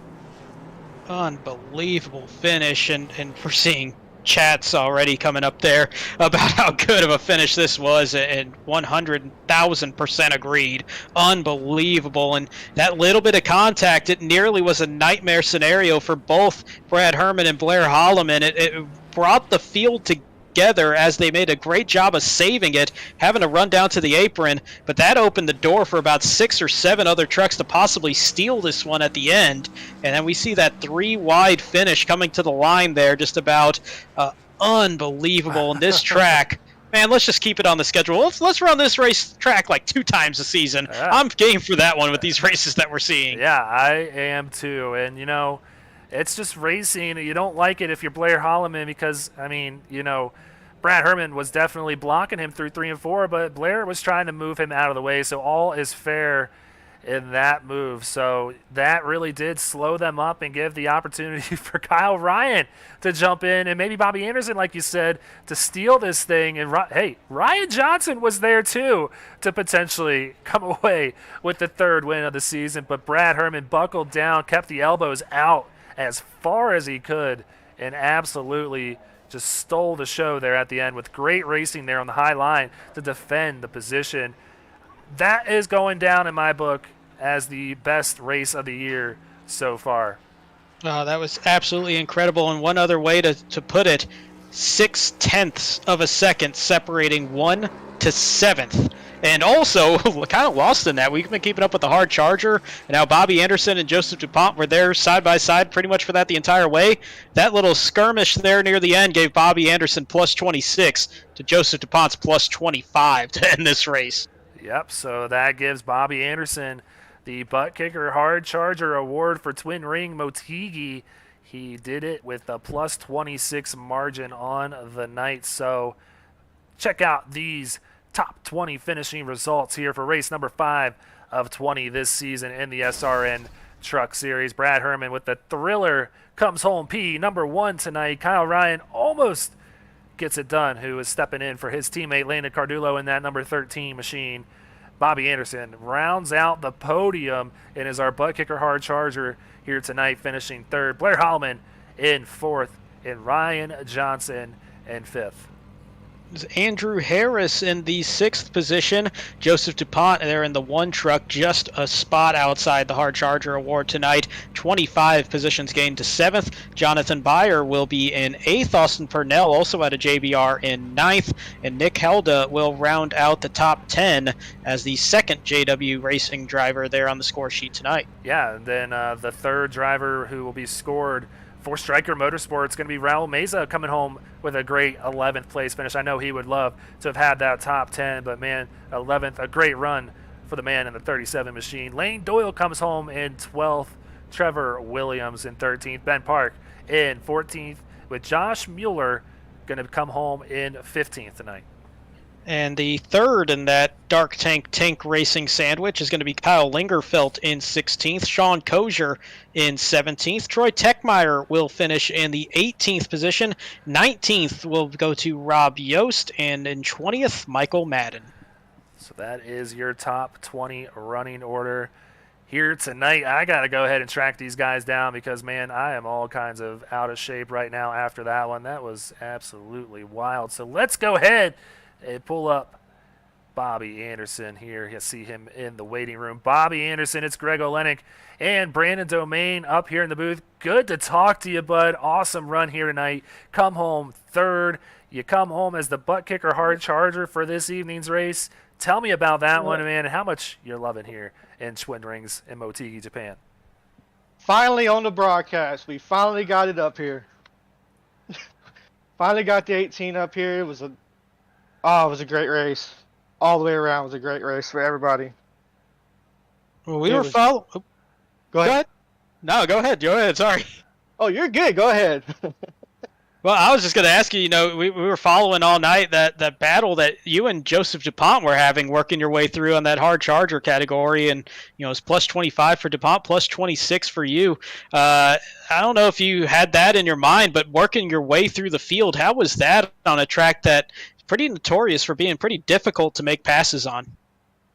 With Joseph, me and him, we're both on the same team, so I have him with me, and I knew where he was at, and we had the same mindset that whoever gets it, gets it. We were just trying to run together, trying to go through the field and just keeping it clean. We were doing pretty good out of turn 3 and 4. Out of 4, we had a pretty good exit, so we were actually catching everybody there.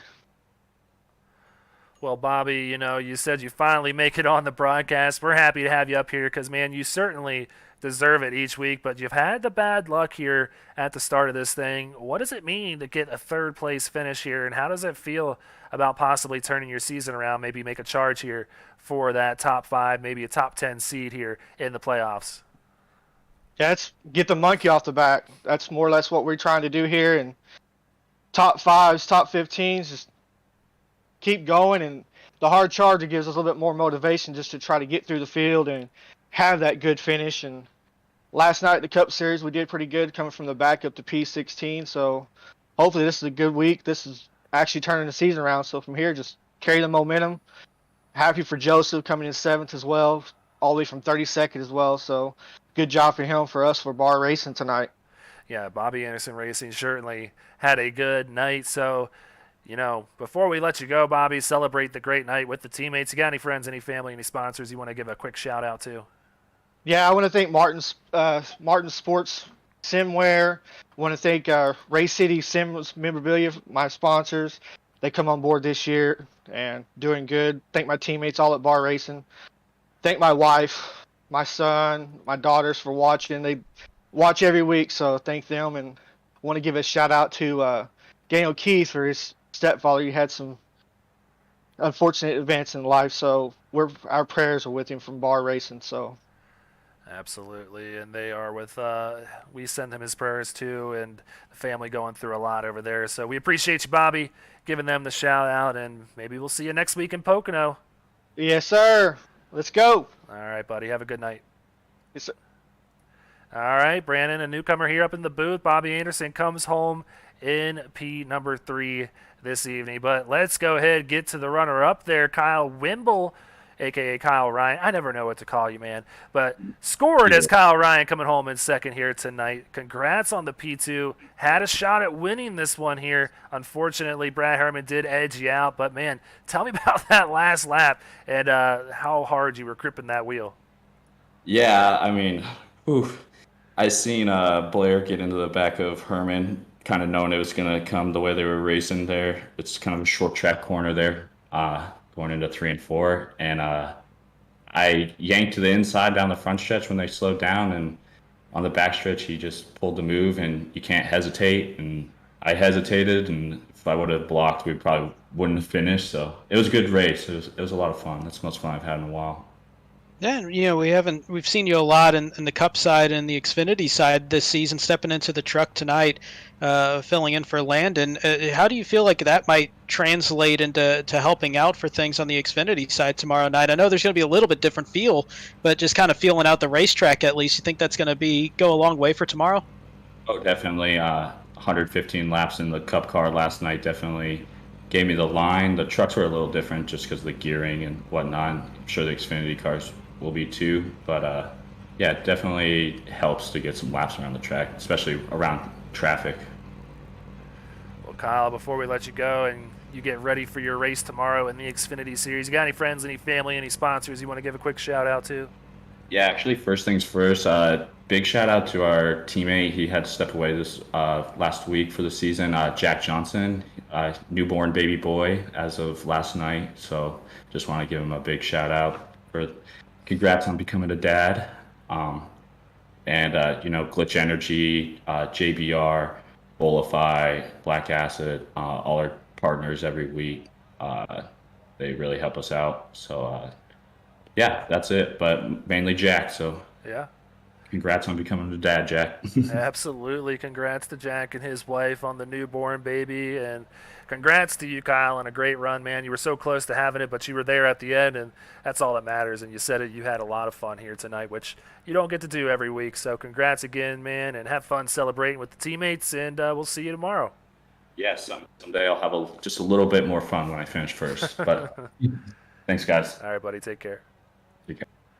All right, well, that was our runner-up tonight. Kyle Ryan coming home in second. Let's go ahead, get to the man of the evening, and bring Blair Holloman up to the booth. Blair, it's Greg Olenek and Brandon Domain. Congrats on the awesome win. Tell me how it feels after a wild, wild race. And Blair, I just realized I'm not supposed to have you up here. My bad, bud.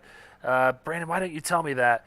I was totally looking at the wrong thing there. Brought up Blair instead of Brad Herman. Brad, it's Greg Olenek and Brandon Domain up here in the booth. Congrats on the win here this evening. Tell me how it feels after that awesome last lap with the race between Blair and then the race between you and Kyle Ryan.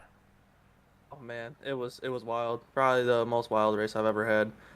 Hats off to everybody racing with their head on. I know Blair got into me a little bit, but that just racing towards the end of the race. I was expecting it, and he didn't shove me out of the way too hard. So, hats off to everybody racing, and I think that put on a good show for the broadcast. That it absolutely did. That was one of the craziest finishes I think we've seen in a long time, especially going away from Daytona or Talladega. But it really felt like the turning point of this thing, and then backed up by the restarts, was really that caution that came out right after those green flag pit stops.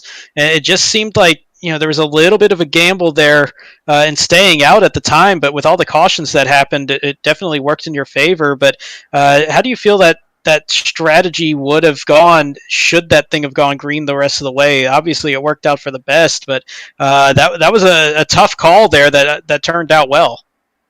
Yeah, that long run was really good for me. I started gaining a lot of positions at the last 10 laps of that run, and I figured I was going to run it dry, and I was just pitting it about halfway, so we were dead just enough to make it to the end, and just fell my way when that came out, and I ended up leading it, and a lot of them restarts, I wish a couple of them came my way because I had a pretty good lead and I ended up getting it a race, but it is what it is and still ended up coming out with it. So, Well, you've had a great start to this season, Brad, and you notch another win on your belt here after defending your season championship last season in season 2. But we're going to Pocono next week, a very different track than what we run here at Motegi. How are you feeling about your chances of possibly going back to back out in Pocono?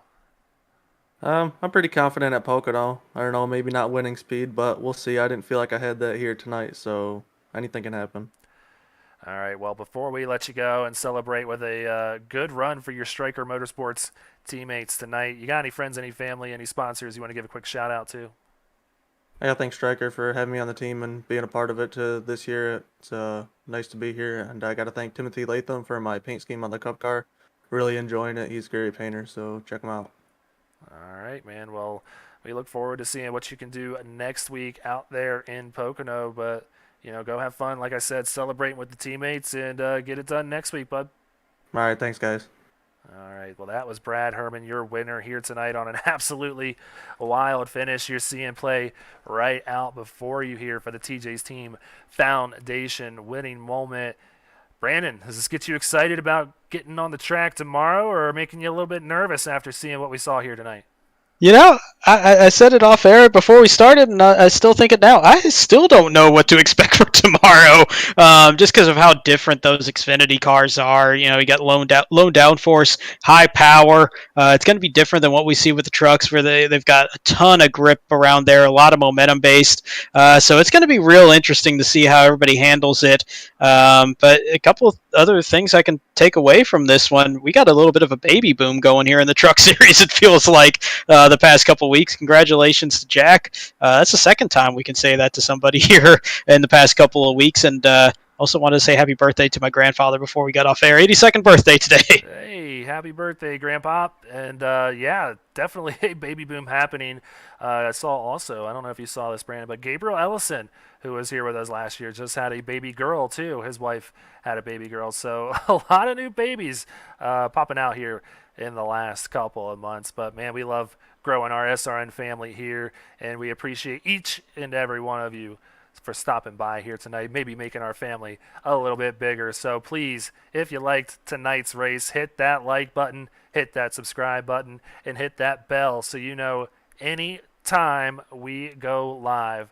But that is going to do it for us here tonight. Brad Herman is your winner in that 85 B-Fast Chevy Silverado out of Stryker Motorsports. So for myself, Brandon Domain, and all the admins behind the scenes, we wish you guys a good night and go faster.